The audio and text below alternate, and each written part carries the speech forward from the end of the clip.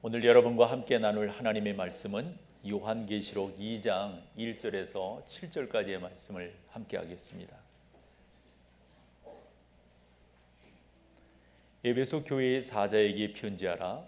오른손에 있는 7 뼈를 붙잡고 7 금초대 사이를 거니시는 이가 이르시되 내가 네 행위와 수고와 네 인내를 알고 또 악한 자들을 용납하지 아니한 것과 자칭 사도라 하되 아닌 자들을 시험하여 그의 거짓된 것을 내가 드러낸 것과 또 내가 참고 내 이름을 위하여 견디고 게으르지 아니한 것을 아노라.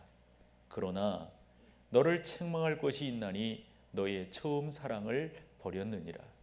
그러므로 어디서 떨어졌는지를 생각하고 회개하여 처음 행위를 가지라. 만일 그리하지 아니하고 회개하지 아니하면 내가 네게 가서 네 촛대를 그 자리에서 옮기리라. 6, 7절 같이 합니다. 오직 네게 이것이 있으니 내가 니골라 당의 행위를 미워하는도다.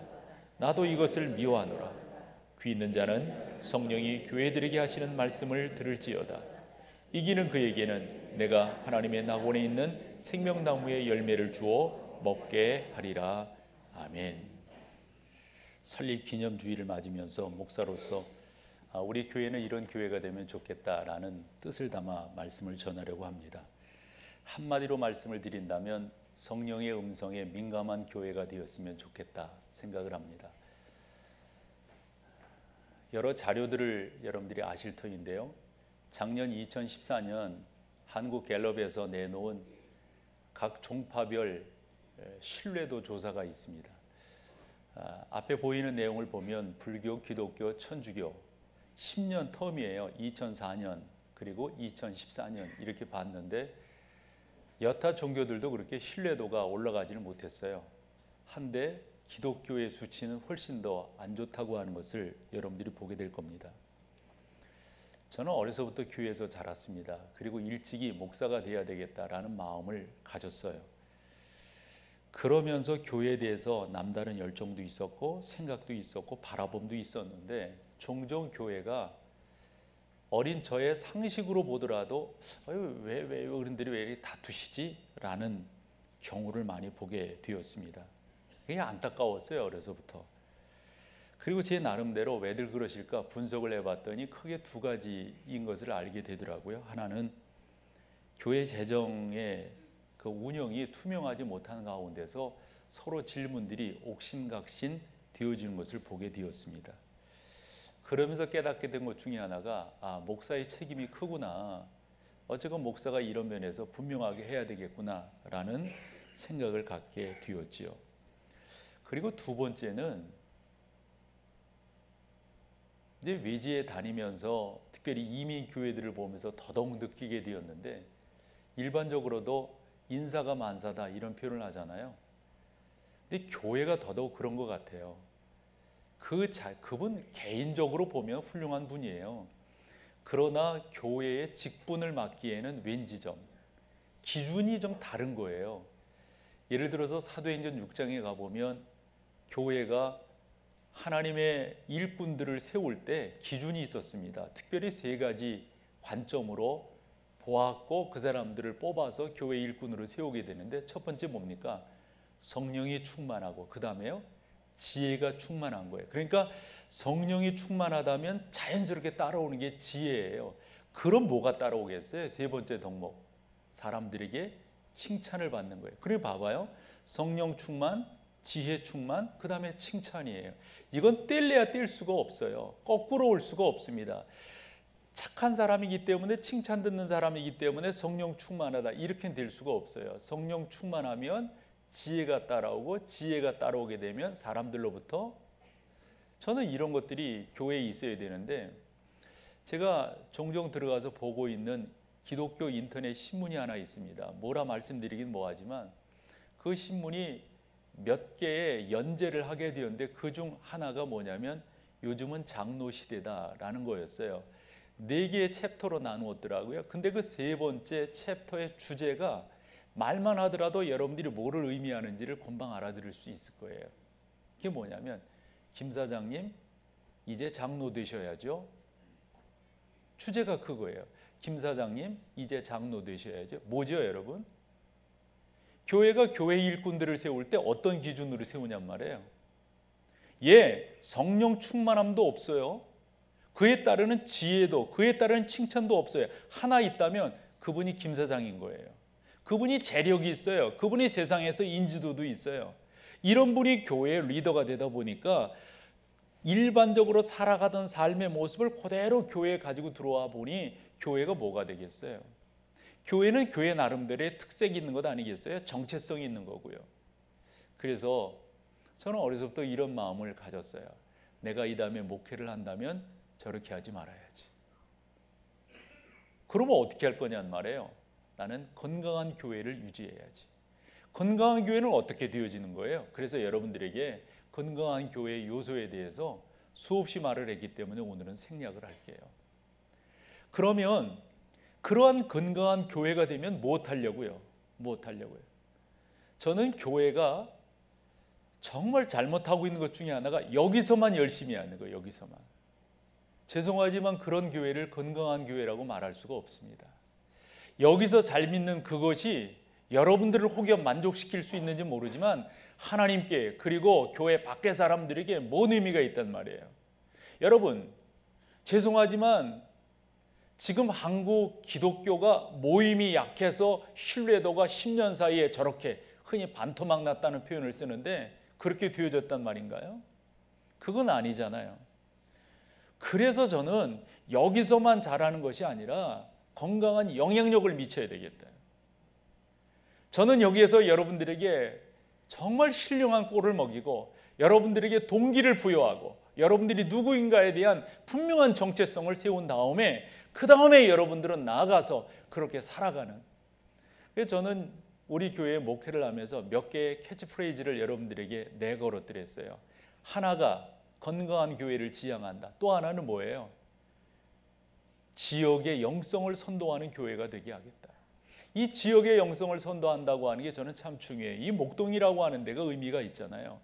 목동에서 자라면 서울 장안에 영향을 미치게 되어져 있습니다. 서울 장안에 영향을 미치면 뭐 당연히 전국, 여러분 대한민국에서 영향을 미친다고 하는 것은 교회로 보면 전 세계에 영향을 미친다는 거거든요. 저는 그런 교회를 좀 만들어가고 싶어요. 그러기 위해서 교회가 영향력 있게 하기 위해서는 지역 사회를 섬기는 교회가 되어야 하겠다. 그래서 지역 사회를 어떻게 섬길 것인가? 여러분들이 주보 2페이지를 보면 우리가 2007년까지 어떤 목표들을 가지고 가고 있는가라는 것을 보시면 알 수가 있으리라고 생각합니다. 저는 이렇게 교회를 만들어 가고 싶어요. 더불어서 여러분, 저는 이 교회가 건강한 예배 공동체가 되기를 소망해요. 기도하면서 하나님 앞에 아뢰었듯이 이 교회가 기도 공동체가 되기를 소망해요. 이곳에서 세상에 지지고 볶는 것들이 다 들어와서 용해되어지는 거 있죠. 이곳에서 녹아지는 거 있죠. 그래서 새로운 하나님의 사람으로서 태어나는 것, 이러한 곳이 이 목동제일교회가 되기를 소망하는 거죠. 그러려면 어떻게 될 건가? 다시금 근본으로 돌아가야 됩니다. 근본이 뭐겠어요? 성경이죠. 성경이 우리 가운데 뭐라고 말하고 있는가? 성경이 우리에게 어떻게 교훈하고 있는가?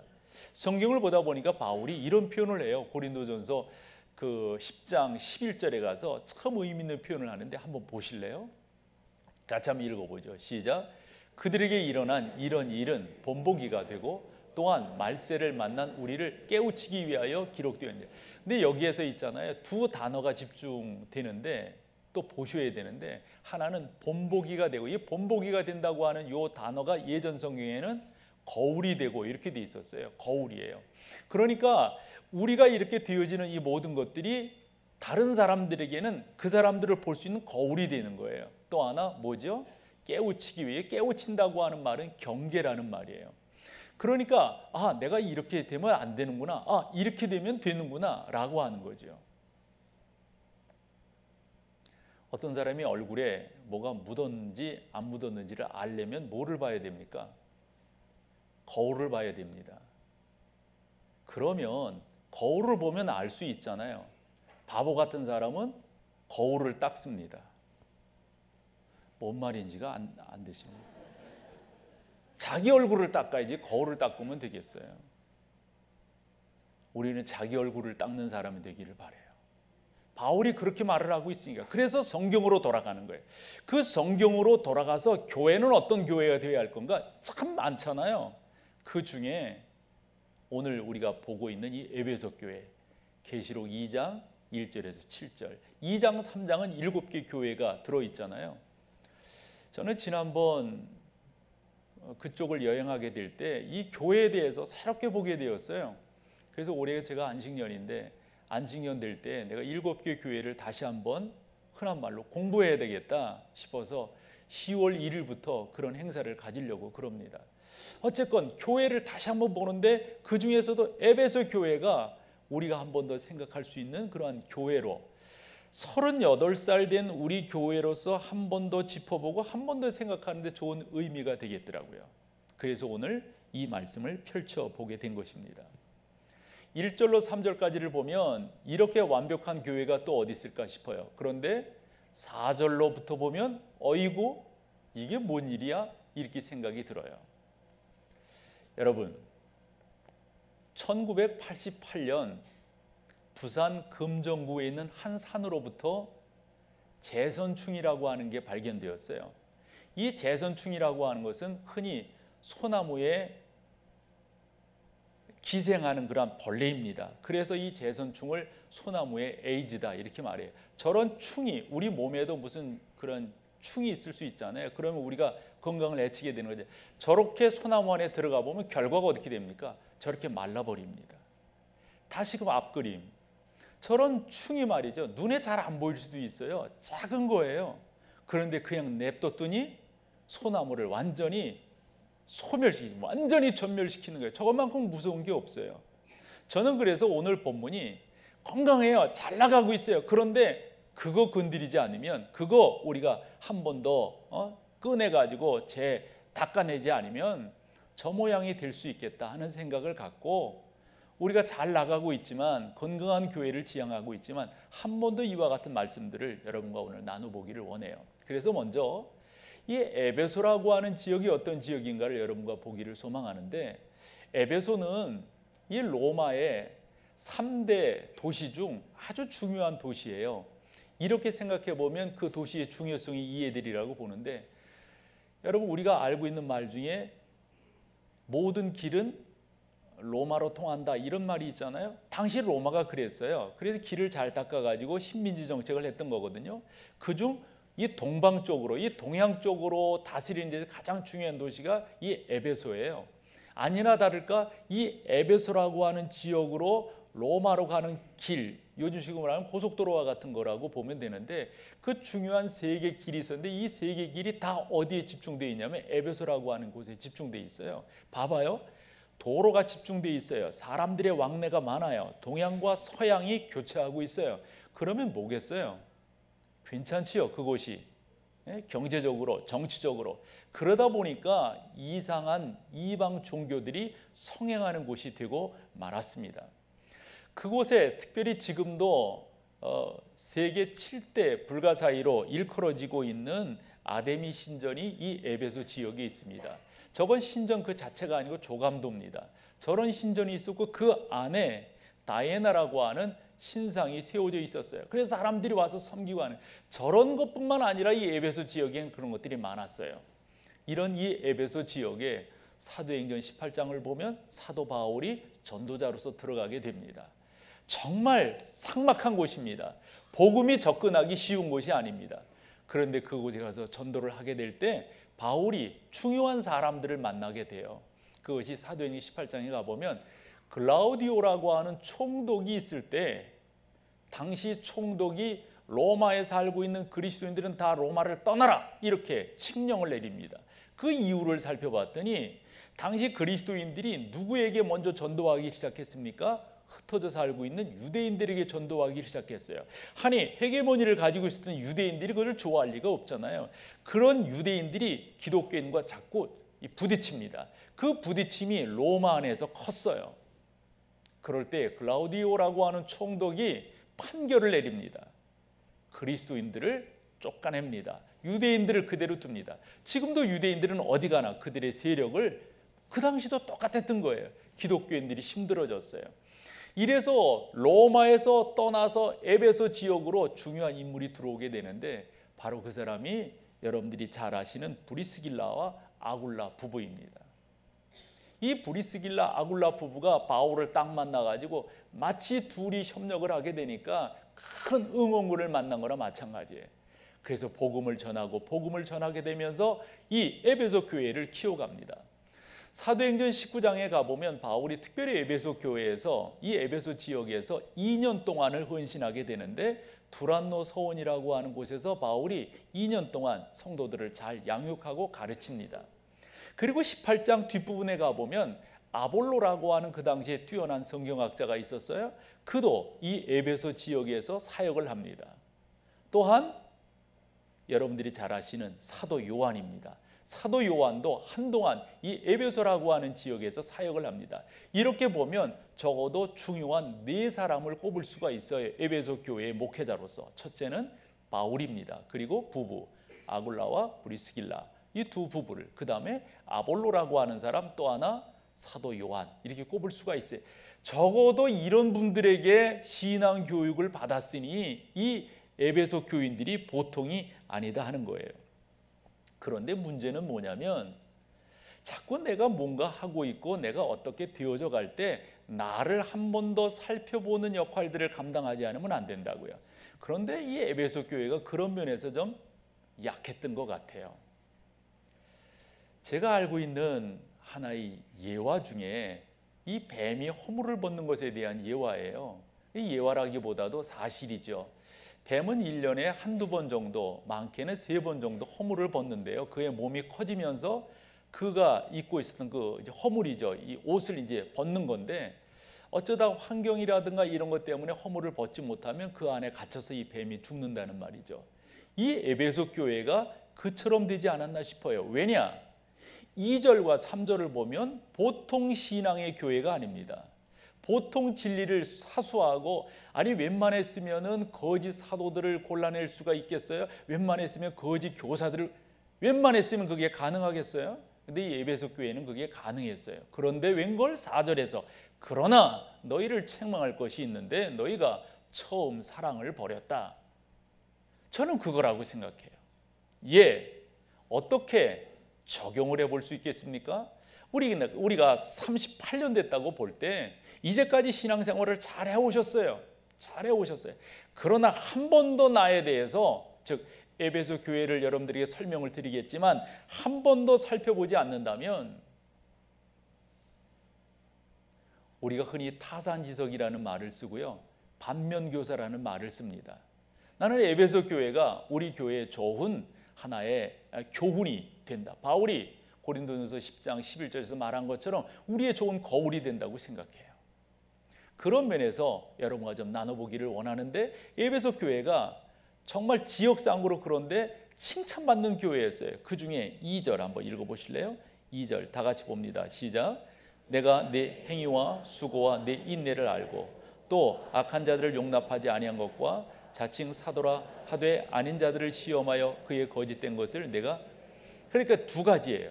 그들의 믿음이 좋았어요. 그 믿음으로 말미암아 거짓된 것을 골라냈다는 거예요. 근데 그들의 믿음이 좋았다고 하는 게 3가지입니다. 행위, 수고, 인내입니다. 근데 행위, 수고, 인내가 이게 바울식으로 유추를 해볼 때 데살로니가전서 1장에서 살펴볼 수가 있어요. 바울이 데살로니가 교회에 보낸 첫 번째 편지 1장 3절에서 그렇게 말하거든요. 내가 데살로니가 교인들 여러분들을 생각할 때마다 내가 늘 하나님 앞에 감사한다 그래요. 그럼 뭐를 감사하느냐? 그 첫 번째가 믿음의 역사입니다. 두 번째가 사랑의 수고입니다. 세 번째가 소망의 인내입니다. 똑같은 말이에요.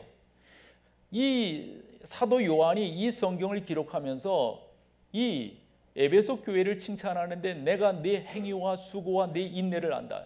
바울이 데살로니가 교회에 말한 것과 똑같은 컨셉이에요. 그러니까 명사로서만 믿음, 소망, 사랑을 알고 있었던 것이 아니라 그 가운데 동사가 따라가는 거예요. 믿음에는 역사가 일어나야 됩니다. 즉 행위가 있어야 됩니다. 사랑 그것만 가지고 안 돼요. 수고가 따라가야 됩니다. 소망 어쩌라고요? 인내가 있어야 됩니다.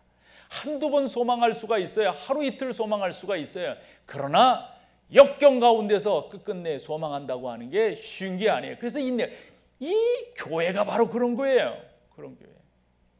더불어서 이 교회 안에 잘못된 사람들이 들어왔는데 그 잘못된 사람들을 이 에베소 교회는 시험에서, 즉 테스트에서 알아낼 수 있었다는 거예요. 그러니까 보통이 아닌 거죠.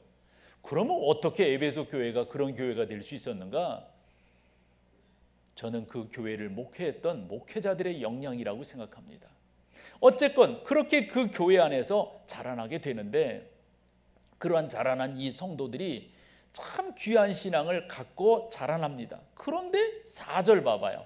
4절 같이 한번 읽어봐 보세요. 시작. 그러나 너를 책망할 것이 있나니 너의 처음 사랑을.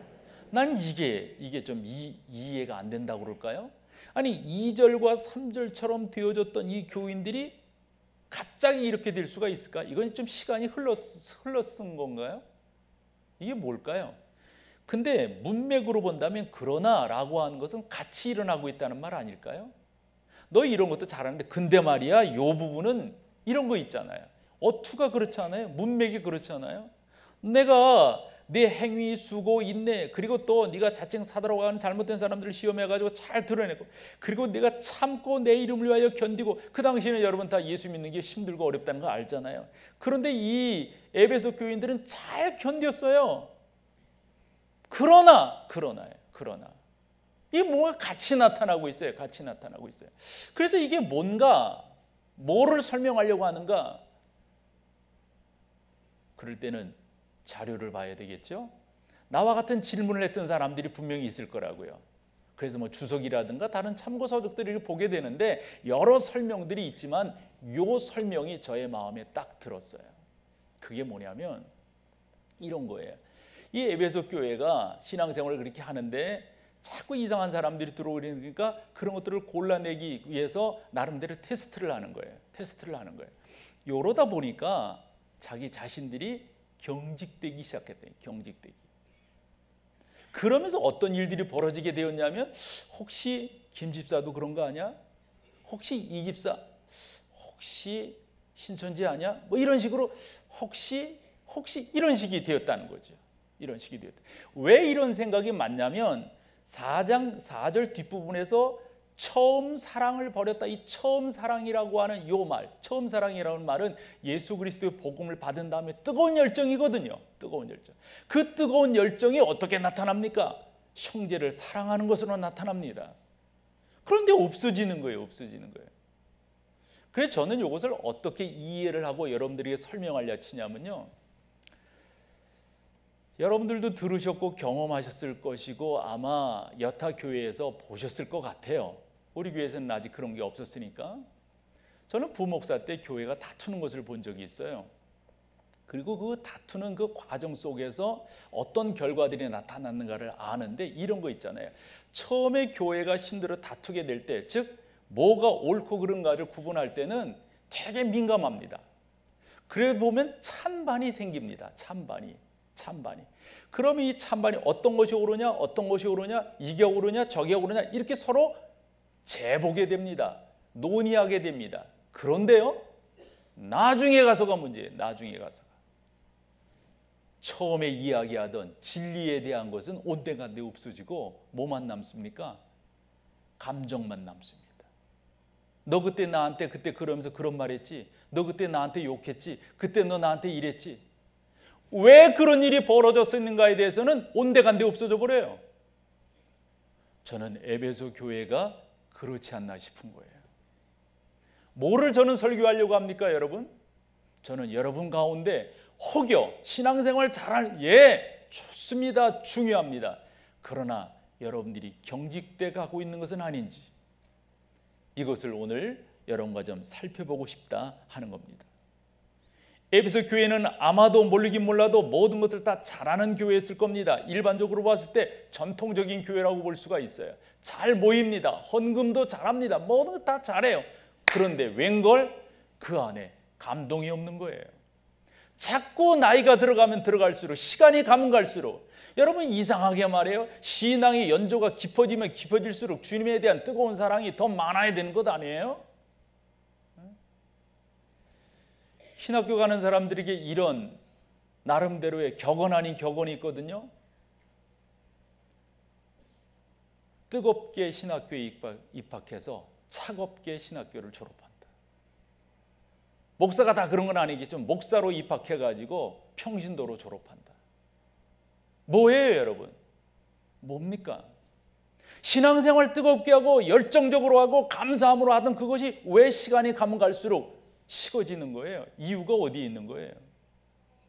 우리가 처음에는 매사를 용서하고 매사를 받아들이고 매사를 다 그렇게 하던 그런 것들이 가면 갈수록 판단과 분석과 지적과 이런 부분들만 나타나는 나의 신앙은 뭐, 너 그런 건 잘못됐잖아, 뭐 이런 식으로만 자꾸 말해버리면 이거 어떻게 해야 되는 거예요? 혹여 우리가 그런 모습은 아닌지. 그래서 이런 생각을 이렇게 정리하던 중 떠오른 성경이 있어요. 바울이 로마의 편지를 쓸 때 1장 16장까지를 쭉 쓰지만은 그 중에 주제가 되는 성구를 저는 이 로마서에서 꼽으라고 한다면 로마서 1장 16, 17절인데 17절은 좀 그만 치더라도 16절에 보면 바울이 우리의 가슴을 뜨겁게 하는 말을 해요. 뭔가 한번 봐봐요. 같이 읽어볼까요? 시작. 내가 복음을 부끄러워하지 아니하노니 이 복음은 모든 믿는 자에게 구원을 주시는 하나님의, 여기까지만요. 내가 복음을 부끄러워하지 아니하노니 이 복음은 모든 믿는 자들에게 뭐예요?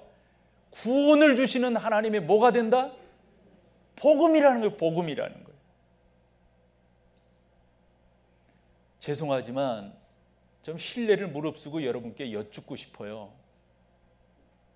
이 복음이 여러분들을 뜨겁게 하나요, 지금? 찬양이 여러분들을 뜨겁게 하나요? 기도가 여러분 간절해지나요? 예배가 감동이 있으신가요?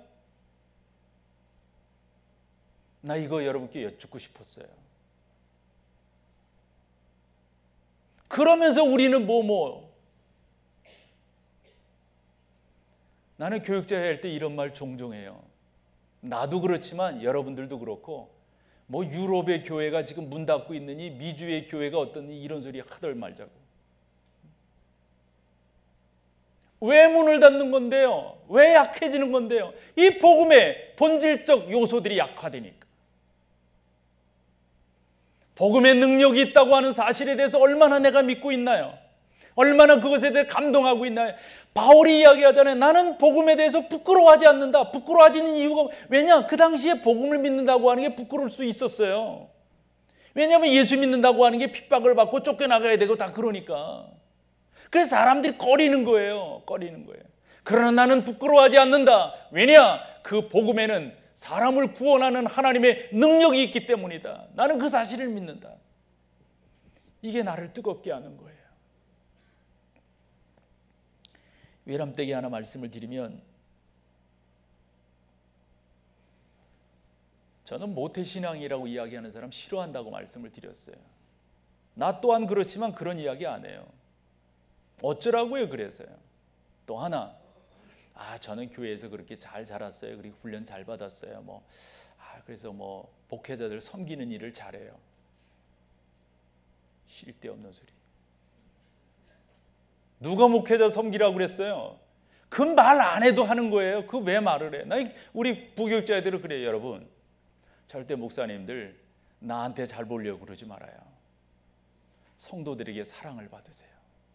성도들에게 사랑을 받으세요. 난 여러분들이 교인들에게 사랑받는 것만큼 기쁜 게 없습니다. 어느 분은 그러더라고요. 그런 목사님이 좀 위험해, 이런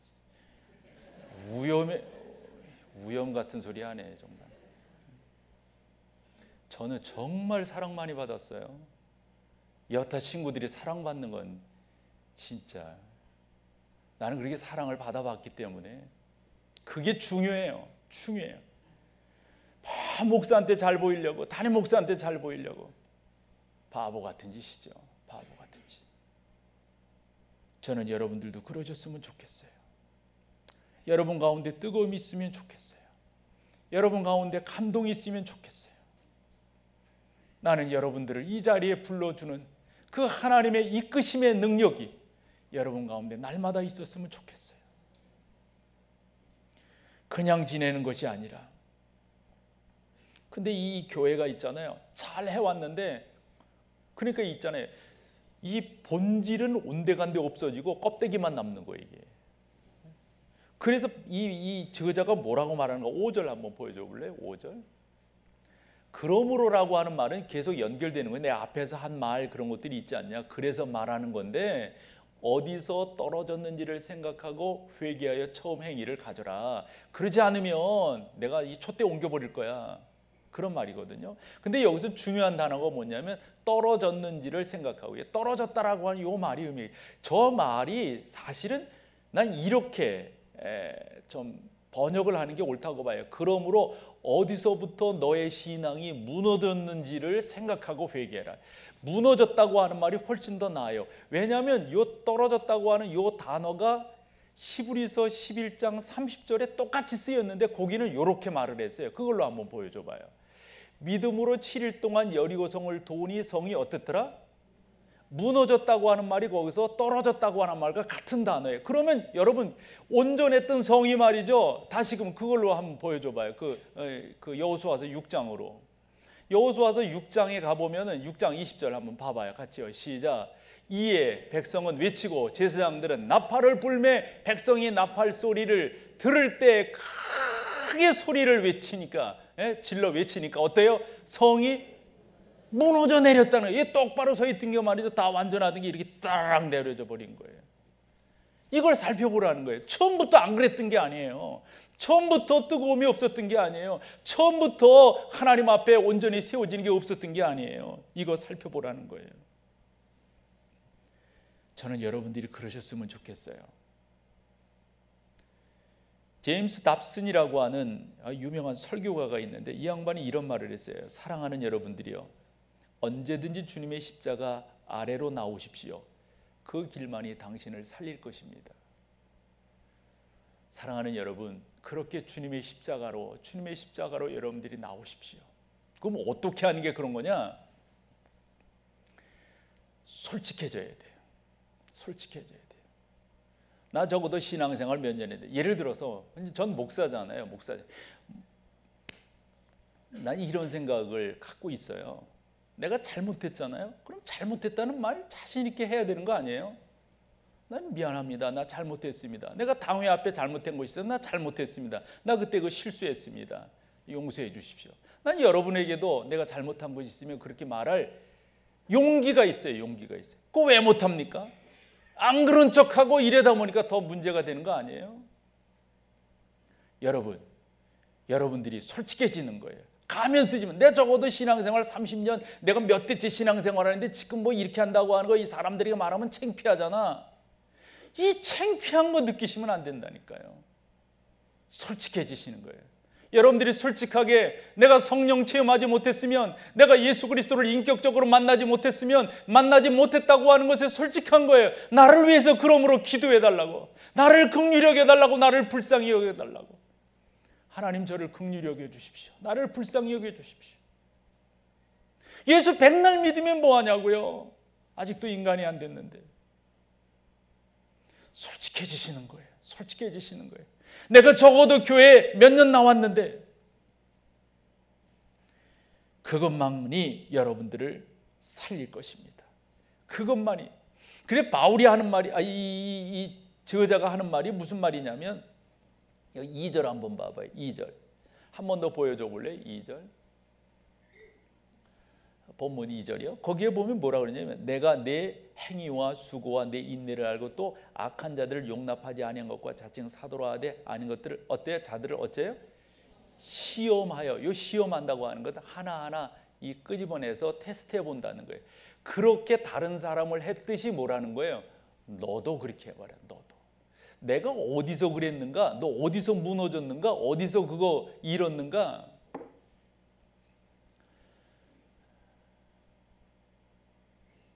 저는 여러분들의 설교자로서, 여러분들의 목사로서 이 자리에서 진실하고 싶어요. 내가 감동이 있을 때 감동 있는 것을 말하고 싶고요. 내가 감격할 때 감격하는 것을 여러분들에게 말하고 싶어요. 꾸미고 싶은 마음 없고요. 좀 더 솔직해지고 싶어요. 내가 생각하는 것에 대해서 여러분들에게 강조할 것에 대해서 강조하는 그런 목사가 되고 싶어요. 여러분들도 그렇게 해주십시오. 하나님 앞에서 진술하십시오. 여타 사람들 앞에서 여러분들이 진술한 거예요.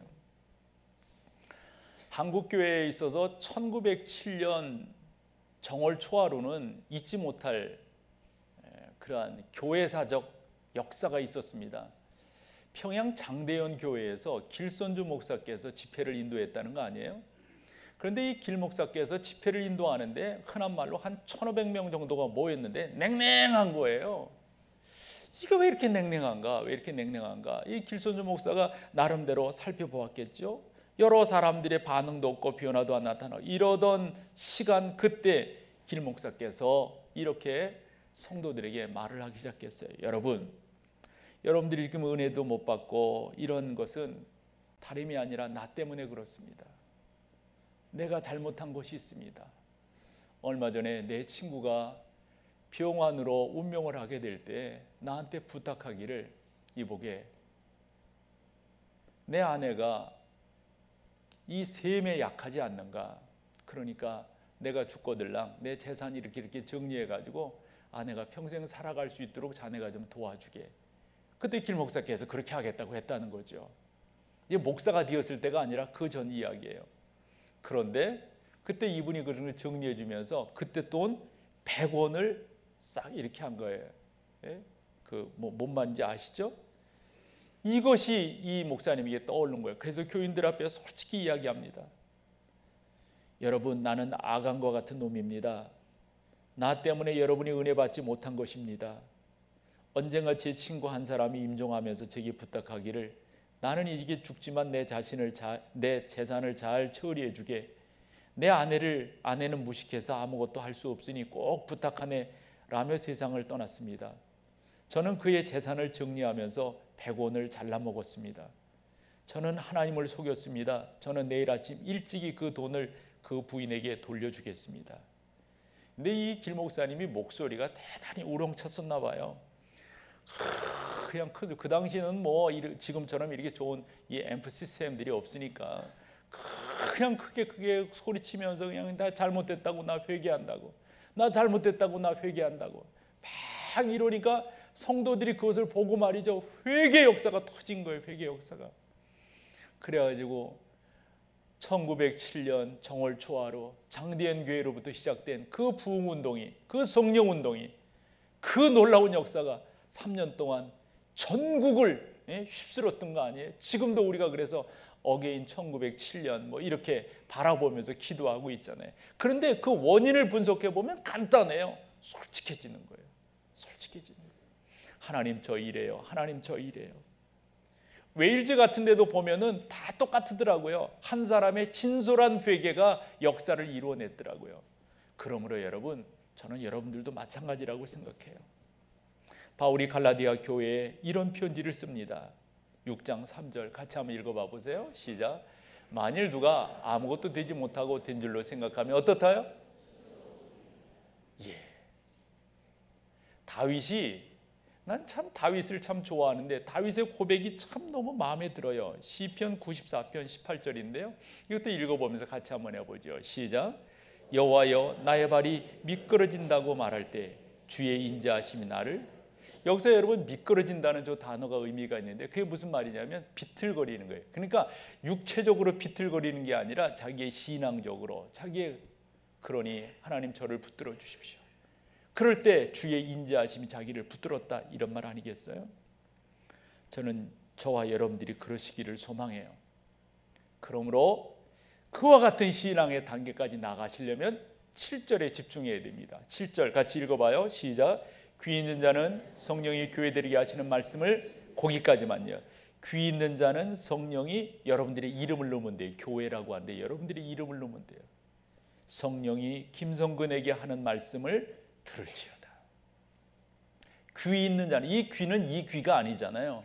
그렇죠? 영혼의 귀를 말합니다. 마음의 귀를 말합니다. 이 귀는 너무 세상 소리가 많이 들려요.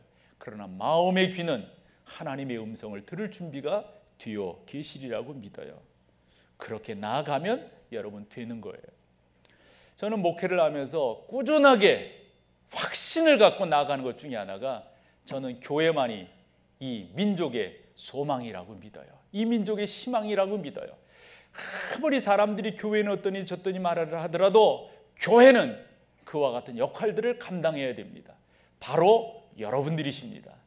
여러분들이 그렇게 성령의 음성에 깨어 있어서 귀를 기울여서 하나님의 귀한 역사들을 잘 이루어 가시는 그러한 귀한 여러분 다 되시기를 축원합니다. 자리에 일어나셔서 우리 마지막 찬양하고 헤어지도록 하겠습니다. 우리는 주의 백성이